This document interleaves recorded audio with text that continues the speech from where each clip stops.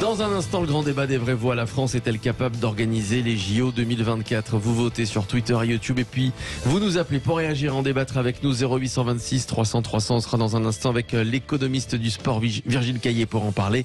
Mais tout de suite, place au tour de table de l'actualité.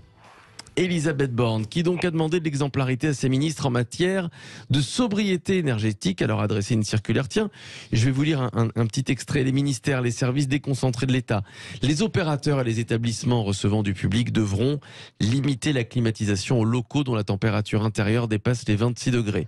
Ne pas laisser les appareils en veille et éteindre les lumières lorsqu'elles ne sont pas nécessaires.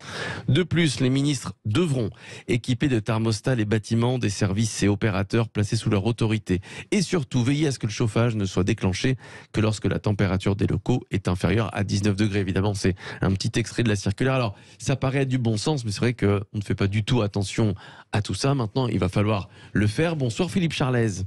Bonsoir. Bonsoir à vous. Rebonsoir. Expert en questions énergétiques, auteur de ce livre, L'utopie de la croissance verte, les lois de la thermodynamique sociale, aux éditions Jean-Marie Lafon. C'est vrai que ça paraît un peu abstrait pour les Français qui, pour l'instant, ne font pas très attention, j'ai l'impression, à baisser leur consommation d'énergie. C'est aussi également abstrait, qui se rendent pas compte de ce qui pourrait se passer en automne. J'aimerais qu'on fasse un petit point là-dessus avant de revenir sur cette circulaire. Philippe Charlez, nous ne sommes pas dépendants du gaz autant que l'Allemagne et l'Italie. Nous, c'est à hauteur à peu près de 3%, me semble-t-il. Beaucoup plus pour l'Italie et l'Allemagne. C'est surtout pour eux qu'on va devoir baisser notre consommation, Philippe Charlez, par solidarité. Oui, alors on en avait discuté. Oui. Donc les Français peuvent tout à fait se passer du gaz russe avec des efforts tout à fait acceptables, puisque le gaz russe représente en fait 3% de la consommation globale d'énergie en France. Ça monte à 16% en Allemagne et à 20% dans certains pays comme la Tchéquie ou la Slovaquie. Donc, ce qui veut dire que soit la France joue solo et à ce moment-là, on peut s'en tirer assez facilement, soit on joue la solidarité européenne et dans ce cas-là, ça risque d'être plus compliqué. Sur la circulaire de Madame Borne, je dirais que bon, c'est quand même un peu risible parce qu'après avoir infantilisé les Français, on infantilise les ministres. Donc je vais dire que certes, il faut optimiser notre consommation d'énergie. Enfin, on pourrait quand même faire confiance à chacun et éviter de recommencer la pédagogie Véran sur sur la pandémie, en une nouvelle pédagogie Véran maintenant sur l'énergie, puisqu'il nous a expliqué qu'il fallait éteindre notre ordinateur, qu'il fallait éteindre la lumière quand on n'est pas dans la pièce, etc. Alors soit on est en face de personnes qui veulent rien entendre et de toute façon ça ne se fera pas, soit la majorité font preuve de bon sens et donc joueront le jeu. Donc je ne crois pas que c'est la peine d'infantiliser tout le monde.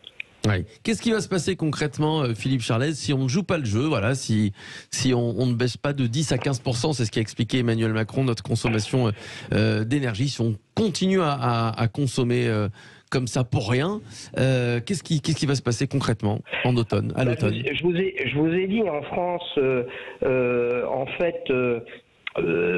essentiellement, le gaz est utilisé pour la chaleur, est utilisé dans l'industrie, très peu pour la génération électrique. Donc la France risque peu. Mais un pays comme l'Allemagne risque très gros. On estime que si vraiment Poutine mettait ses menaces à exécution et coupait complètement le robinet gazier, ça pourrait coûter entre 3 et 5 points de PIB à l'Allemagne avec un effondrement complet de son industrie.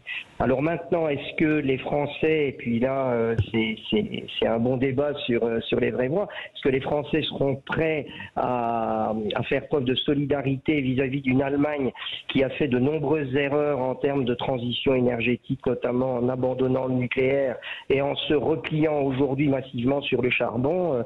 C'est loin d'être certain et vous aviez fait, je crois, un sondage la fois dernière qui montrait que la réponse globale, au moins des auditeurs de Sud Radio, était majoritairement non. Ouais. Alors oui, tout à fait. On avait un sondage où il disait à 70% non, vous le feriez, par solidarité, beaucoup moins consommer, Morette Aïtabouche. Oui. En gros, appliquer tout ce que encore une fois, nous demande Elisabeth Borne dans sa circulaire. Ce qui est terrible, c'est qu'il faut une circulaire pour juste rappeler le bon sens. Je sais pas quoi dire. Il y en a qui sont frileux, à 19 degrés, il y en a qu'on froid, donc c'est toi qui mettent le chauffage. Les bras m'en tombent parce que, encore une fois, le vrai discours au-delà de ce qui est en train de se passer, de cette question-là, c'est comment on fait pour éviter la hausse des températures en France. Parce que qui dit hausse des températures en France, c'est des catastrophes. Et c'est à un moment ou à un autre, évidemment, la remise en question de notre mode de vie, de l'énergie, de notre accès à l'énergie. Aujourd'hui, je crois que ce qui est en train de se passer avec la Russie montre qu'on a tout intérêt à développer, mais de plus en plus, et à investir sur les énergies renouvelables. D'abord parce qu'on sera moins dépendant de la Russie, de l'Algérie et d'autres pays. Et ensuite parce qu'il y aura probablement moins de guerres. Pourquoi il y aura moins de guerres? Parce que le pétrole, aujourd'hui, on le sait, provoque des guerres. Si demain, on a nos énergies et qu'elles sont localisées, ça va tout changer. Il n'y aura plus de prétexte à faire des guerres pour aller récupérer le pétrole en Irak, récupérer le pétrole ailleurs. Donc moi je crois qu'il faut profiter absolument de ce qui est en train de se passer. C'est-à-dire, en gros, c'est une opportunité rare que de dire...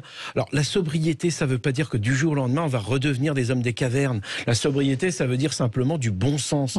Aujourd'hui, on a les moyens, mais vraiment, c'est que du bon sens. Aujourd'hui, la technologie existe, mais vraiment, les éoliennes, les panneaux solaires, pour que demain, on puisse au moins faire en sorte de ne pas augmenter de 2 degrés la température. On peut y arriver, mais c'est du bon sens. À chaque fois, il faudrait faire des cours de bon sens et dire, voilà, je vais faire un cours de bon sens. Quand vous partez de chez vous, éteignez la lumière. Non, mais c'est quand on va, par exemple, à l'Arena... Ça paraît normal, mais certains ne le font pas. On nous l'a inculqué quand on était enfant, tous ces protocoles qu'on nous demande maintenant. C'est pour ça, on en avait parlé la dernière fois, j'avais fait une liste et je passais pour une nerf vert parce que je disais effectivement tous les protocoles que je faisais à la maison, mais ce ne sont pas des protocoles, ce sont des habitudes. Et c'est pas difficile d'ensemble de faire quelque chose parce que ce sont des petites actions qui feront l'action. Avant de donner la parole à Caroline Pilastre, il voulait vous répondre, Philippe Charlès, Morad Aïtabouche, sur les guerres, non? Il y aurait moins de guerres que si on avait chacun... Je suis pas complètement d'accord, loin de là, sur les renouvelables. Alors on va pas le développer parce que ce serait trop long, mais simplement vous dites que le pétrole est un outil géopolitique qui mène à des guerres, etc. C'est vrai, je ne vais pas le nier. Depuis environ les années 70, toutes les guerres ont tourné autour du pétrole. Mais ce que je veux dire, c'est que contrairement à ce que vous dites, certes, le soleil et le vent appartiennent à tout le monde, mais tout ce qui permet de transformer le soleil et le vent en électricité, et notamment les métaux rares, le lithium, le cobalt, le graphite, au contraire, sont encore plus mal distribués sur la planète que le pétrole et le gaz. Essentiellement, la Chine en détient pratiquement le monopole. La République démocratique du Congo détient pratiquement 60% des réserves mondiales de cobalt. Donc ne vous faites pas trop d'illusions. La guerre des métaux rares remplacera celle du pétrole, et loin de là, il ne faut pas croire, contrairement à ce qui est souvent véhiculé, que les renouvelables vont nous amener dans une société une ère de paix et pacifiée. Alors Morad, et on terminerai avec Caroline Pilastre. La question aujourd'hui, on est dans une phase de transition. Pour l'instant, on n'a rien de mieux pour essayer de réduire la hausse des températures. L'hydrogène vert, évidemment que c'est la solution. Donc il va falloir, parce que nous les Français, à chaque fois qu'il y a eu des crises pétrolières, 1929, etc., à chaque fois on a investi énormément dans toutes ces nouvelles ressources. Ce qui est encore plus fou, c'est qu'on était les meilleurs. Mais dès que le baril redescend en dessous des $100, voire même à $50 le baril, on n'investit plus, on abandonne. Et c'est ça le drame. Caroline Pilastre. Rapidement, je souscris à votre pragmatisme à tous, mais j'en ai marre de cette infantilisation qui est quand même très symptomatique de la majorité. Éteignez les lumières derrière vous, ne prenez pas des bains mais plutôt des douches. Nous n'avons pas 6 ans et nous ne sommes pas des lapins de 6 semaines. Et j'aimerais qu'on arrête aussi de régulièrement culpabiliser les Français. Tout simplement parce que beaucoup d'entre nous sont, par la force des choses, avec l'hyperinflation, des écolos économes. C'est mon terme. Donc, on peut être écolo, et nous le sommes tous, puisque nous voulons tous un mieux vivre, pour mieux manger, mieux respirer, et en même temps essayer de moins consommer, parce que qui dit moins consommer dit moins dépenser. Ce qui ne veut pas dire ne pas pouvoir se faire plaisir par moment. Donc je pense qu'il faut être dans une modération, dans une raison gardée, et pas dans un extrémisme quotidien, malgré cette crise en Ukraine qui parfois a bon dos aussi concernant l'écologie. Philippe Charlès, pour conclure. Je dirais pour conclure que de toute façon, on n'a pas le choix, qu'on est quand même obligé, sinon de réduire notre consommation, de l'optimiser. 4 leviers pour l'optimiser, essayer d'obtenir du gaz autre qu'en Russie. Deuxièmement, des petites choses qui certes ne sont pas très catholiques, mais on est bien obligé de les faire, comme réouvrir une centrale à charbon. On en discutera sur Sud Radio demain matin. Troisièmement, et c'est le premier levier, faire de l'optimisation de notre consommation d'énergie, parce que finalement, sans changer notre niveau de vie, on en gaspille énormément et on pourrait faire aussi bien avec beaucoup moins. Merci à vous, Philippe Charlez, spécialiste expert en questions énergétiques, auteur de l'Utopie de la croissance verte, les lois de la thermodynamique sociale. C'est aux éditions Jean-Marie Lafont, et donc on vous retrouvera Philippe Charlez demain dans le Grand Matin de Sud Radio. Merci à vous.